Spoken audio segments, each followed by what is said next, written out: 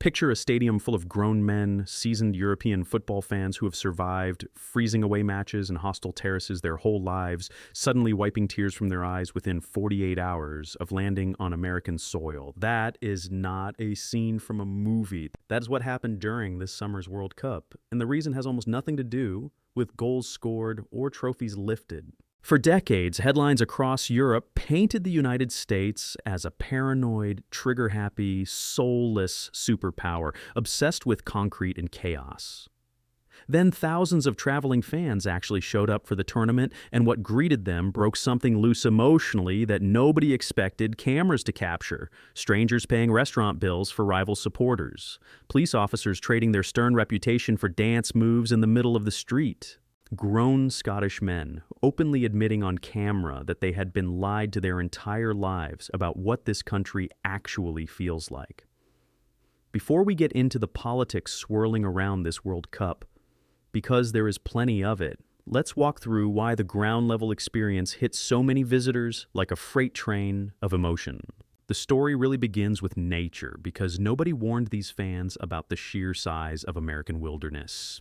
The United States National Park System alone stretches across more than 133,000 square miles, an area larger than the entire United Kingdom.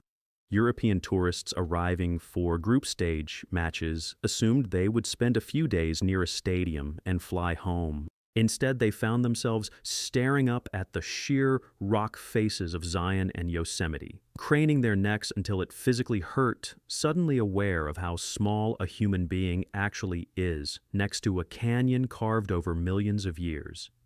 Driving the Alpine Scenic Loop became an unplanned pilgrimage for several fan groups who filmed themselves pulling over every few minutes because the view refused to stay ordinary. In West Virginia, visitors from England, a country that prides itself on rolling green countryside, went quiet in front of old-growth forests so dense it made their own hills look manicured and tame. Wildlife wandered close enough to residential streets in Florida and near Yellowstone that European tourists kept asking locals whether this was normal, and the answer, every single time, was some version of yes, we just live like this. Then came the redwoods of California, trees that have been standing for more than 2,000 years, alive before most European nations even had fixed borders on a map. Fans who had visited Dubai, the south of France, and the poshest resorts across the continent stood on quiet beaches and admitted, some on camera and clearly embarrassed, that nothing back home compared to the texture of American sand or the scale of American coastline. The contrast that broke people emotionally was simple. Within a few hours of leaving a packed, loud host city, you could be standing completely alone in front of something ancient and untouched. Safety turned out to be the second gut punch. Most fans arrived expecting a country wired for confrontation, armed to the teeth, ready to explode at the smallest provocation. That is the image sold to them for years by international coverage of American gun culture. What they found instead were women walking alone at midnight in expensive jewelry, handbags left unattended on cafe tables while owners stepped away, and park benches free of graffiti in neighborhoods that, according to the stereotypes, should have felt like war zones. Firefighters in New Jersey waved strangers into the station and let them climb into the trucks with zero paperwork, treating visiting fans like neighborhood kids rather than tourists. Boston officers were filmed dancing and high-fiving supporters in the street rather than standing guard with rifles. None of this matches the sensational security narrative Europeans grew up consuming, and that gap between expectation and reality is exactly what triggered so many emotional breakdowns on camera. Hospitality sealed the deal. In Boston, a stranger paid for an entire table of Scottish fans simply because they were visiting from out of town. A moment that left grown men stunned into silence before they could even say thank you properly. In Texas, hospitality reportedly reaches near religious levels, with locals inviting total strangers into their homes for steak dinners after only a few minutes of conversation.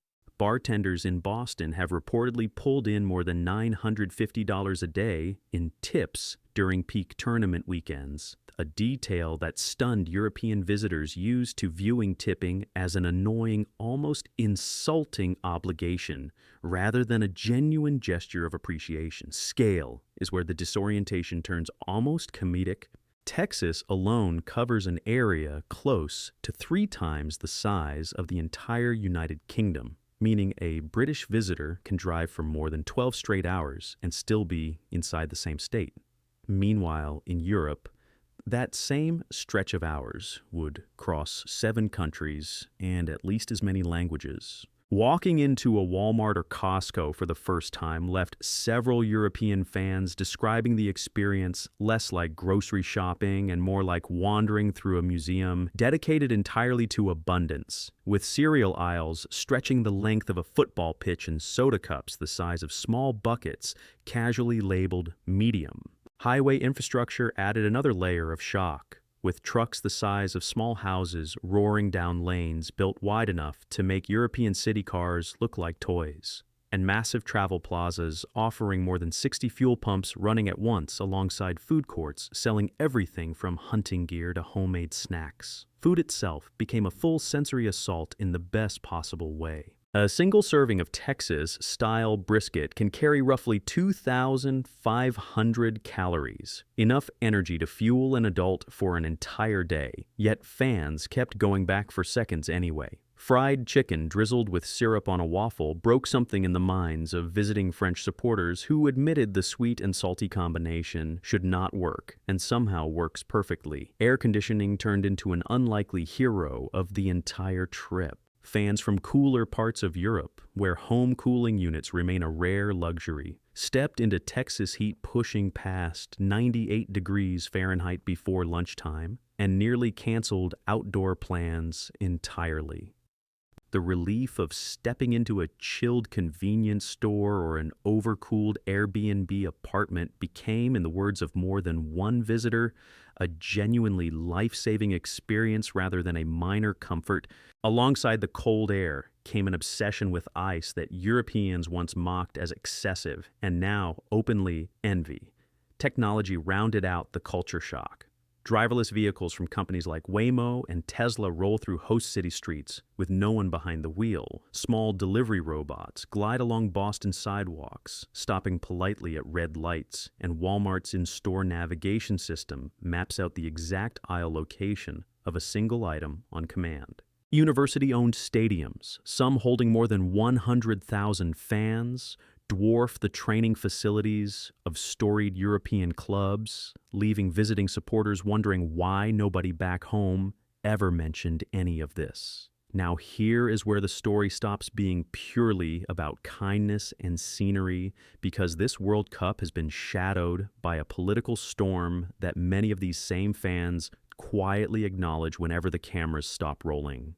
FIFA President Gianni Infantino has spent months drawing criticism for what looks less like neutral stewardship of the sport and more like open political alignment with President Trump. During the official tournament draw, Infantino presented the president with a specially created FIFA Peace Prize, a gesture widely read across Europe as a consolation medal after Trump did not receive the Nobel Peace Prize he had openly campaigned for. Photographs of Infantino sitting on stage wearing a red campaign-style cap during the unveiling of a Trump-linked peace council only deepened the sense that football's governing body had abandoned any pretense of staying above politics. That closeness matters because this tournament is unfolding against the backdrop of an active military conflict between the United States and Iran, marking the first time in World Cup history that the host nation has been engaged in a war involving one of the competing countries. Diplomatic sources reported that talks between Washington and Tehran collapsed at one stage in Switzerland, even as the United States agreed to lift its naval blockade of the Persian Gulf following an electronically signed memorandum of understanding, with the reopening of the Strait of Hormuz expected to follow. Iranian officials have since suggested that President Trump accepted elements of the eventual agreement out of desperation rather than strength, a characterization the White House firmly rejects, while both governments have publicly confirmed that a memorandum aimed at ending hostilities took effect immediately after signing. The fallout from that conflict reached directly into ticket lines. Fans holding passports from Iran and Haiti have effectively been barred from attending in person, with entry limited strictly to players and coaching staff from those countries. Supporters from Senegal and Ivory Coast have faced similarly steep barriers since tourist visas for travelers from those nations have been largely suspended, officially tied to past overstay concerns. At one point, authorities floated a refundable entry deposit as high as $15,000 for visitors from a list of flagged countries, a policy that was quietly walked back for confirmed ticket holders shortly before the opening matches, but still left a lasting impression of a tournament wrapped in barbed wire rather than open arms.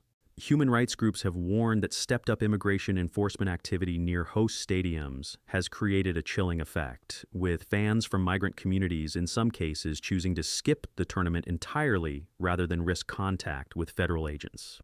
Ticket pricing has become its own controversy, arguably louder than anything happening on the pitch. FIFA introduced dynamic pricing for the first time this cycle, meaning identical seats can jump in price within the same sales window depending purely on demand, and multiple fan groups have accused the organization of selling one category of seat while quietly delivering a worse one.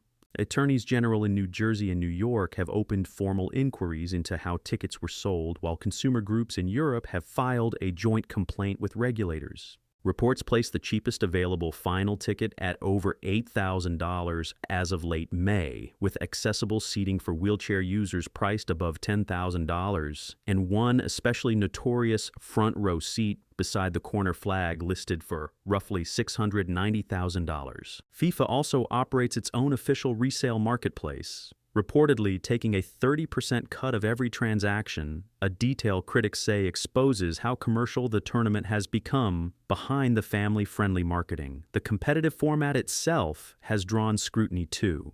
This is the first World Cup to expand from 32 to 48 teams, pushing the total number of matches from 64 up to 104, and introducing a round of 32 for the first time in tournament history. Supporters of the change argue it gives more nations a genuine shot at the global stage, while critics, including several respected pundits within the sport, argue it dilutes overall quality by allowing significantly weaker sides into the knockout rounds through the newly created path for the best third-placed teams. Some analysts have gone further, suggesting the expansion primarily benefits smaller football confederations whose votes carry disproportionate weight inside FIFA's governance structure, effectively reading the move as a calculated play to secure Infantino's political base within the organization rather than a purely sporting decision. Environmental concerns round out the list of grievances. Independent estimates suggest this tournament could generate more than 9 million tons of carbon dioxide, driven largely by the enormous distances between host cities spread across 3 countries, a figure comparable to the entire annual emissions output of a mid-sized Mediterranean island nation. Several stadiums sit far outside city centers with limited public transit access, and where rail options do exist, prices initially spiked so high that a short train ride to MetLife Stadium near New York briefly cost more than $150 before public pressure forced organizers to cap fares closer to $100 and reduce shuttle bus pricing sharply. Parking fees at several venues still range from $75 to $300 per match, with Boston singled out repeatedly as lacking any affordable public alternative. None of these controversies erased the emotional reaction fans described on the ground, and that contradiction is really the heart of the story. The same supporters who publicly criticized ticket prices, visa restrictions, and FIFA's political entanglements also described being moved to tears by strangers buying them dinner and firefighters letting them climb into a truck for no reason at all. Both realities are true at once. This World Cup is simultaneously one of the most emotionally generous cultural experiences many European fans have ever had, and one of the most politically and commercially fraught tournaments in the competition's history. Meanwhile, the football itself has continued regardless of the noise surrounding it. Brazil have been testing their bid for a sixth World Cup crown against tough opposition, including Norway at MetLife Stadium, while Switzerland cruised past Algeria to secure their spot in the round of 16, setting up a meeting with Germany, a team currently searching for a new long-term coach after a disappointing tournament run. Canada's historic home run through the group stage ended with a hard-fought loss to Morocco, a result that still marked the deepest the Canadian men's team has ever advanced on this stage, giving the host nation something genuinely positive to hold on to, even as political headlines dominated coverage elsewhere. So where does that leave the emotional core of this story, the tears, the disbelief, the sense of being lied to for years about what America actually feels like on the ground?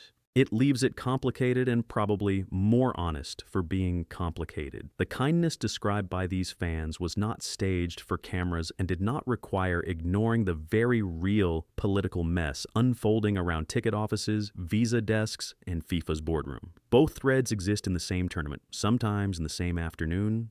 A fan can spend the morning arguing with a resale platform over a ticket price that tripled overnight, then spend the evening being handed a free dinner by a stranger who simply wanted to welcome them to the neighborhood. Maybe that tension is the most accurate portrait of this World Cup available right now. A country capable of producing both an eye-watering $690,000 corner seat and a firefighter who lets a stranger's child climb into his truck for free. A federation willing to hand a sitting president a specially invented peace award while quietly fighting off multiple state investigations into how it sells tickets. A tournament expanded to 48 teams, partly in the name of inclusion, unfolding for some fans as one of the least inclusive editions in memory because of who simply could not get a visa to attend.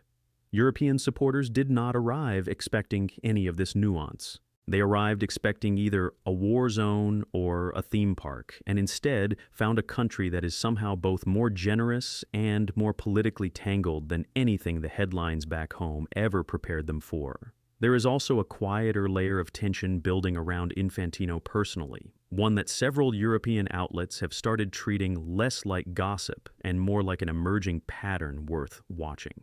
Multiple commentators have pointed out that this is not the first gesture of its kind between the two men, noting that Infantino has appeared at Trump-branded events and White House functions with a frequency that no previous FIFA president would have risked. Some reporters covering the federation describe a working theory still unconfirmed and treated cautiously even by those repeating it, that Infantino sees a close public relationship with the sitting American president as leverage for future FIFA expansion projects on American soil, possibly including future hosting rights or sponsorship deals tied to American media companies. That theory remains speculation rather than confirmed fact, but it has picked up traction precisely because so many of Infantino's public choices this year have tilted in the same direction. There is a similar swirl of unconfirmed chatter around the Iran conflict and its connection to the tournament.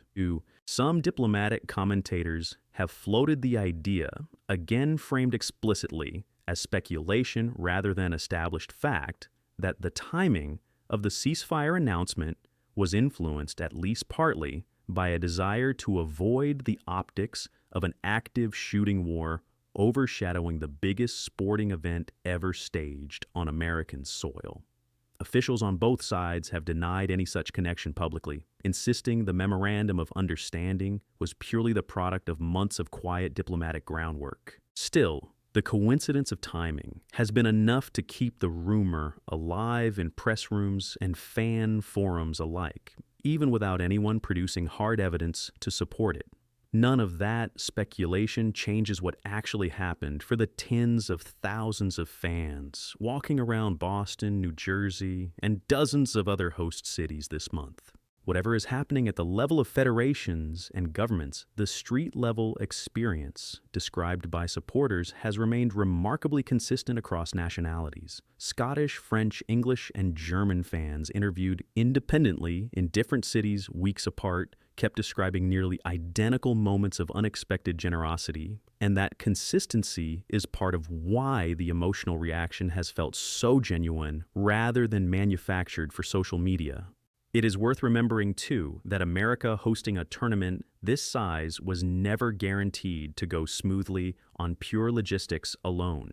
16 host cities spread across 3 countries means an enormous coordination challenge even before politics enters the picture. And by most measures, the actual operation of matches, transportation once fares were adjusted, and stadium security has functioned without major incidents so far. That operational success rarely makes headlines, since a smoothly run shuttle bus or a stadium that opens on time simply is not considered news, but it forms the quiet backbone that let all these smaller human moments of kindness actually happen in the first place.